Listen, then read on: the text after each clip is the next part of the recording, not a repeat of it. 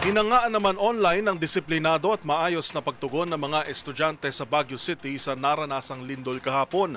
Naitala ang intensity 5 sa Baguio City nang tumama ang 4.5 magnitude na lindol sa Pugo, La Union. Narito ang report ni Dustin Bayog. Niyanig ng 4.5 magnitude na lindol ang Pugo, La Union kahapon mag-alas 3 ng tanghali. Ayon sa Philippine Institute of Volcanology and Seismology of PHIVOLCS, nangyari ito sa 1 kilometro hilagang kanluran ng Pugo, La Union, dakong alas 2:33 ng hapon at may lalim na 10 kilometro. Naramdaman ito sa ilang pangkaratig lalawigan gaya ng Baguio City, La Union at Pangasinan. Kung ang ilan ay mapapansin na pagtakbo palabas ng mga gusali, ay kapansin-pansin na pagiging maayos sa pagtugon sa lindol ng ilang mga paaralan.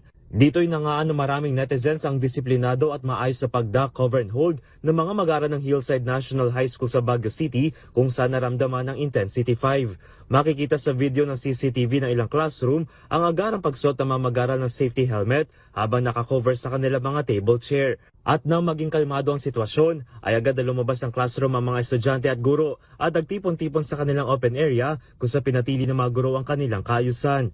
Bukod dito, agad din nakalabas ang mga mag-aaral sa isang paaralan sa La Union kung saan sinuspende rin agad ang klase. Samantala nakaranas naman ng panic attack ang ilang estudyante rin sa Baguio City High School dulot na nangyaring lindol.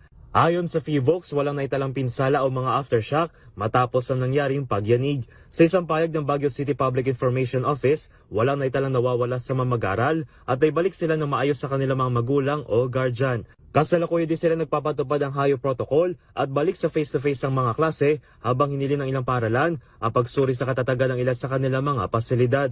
Tiniyak naman ng pamahalaan na pagsasagawa ng site inspection para masiguro ang kaligtasan ng mga mag-aaral at mga guro. Para sa MBC TV Network News, ito si Dustin Bayog ng DZRH TV. Una sa Pilipinas, una sa Pilipino.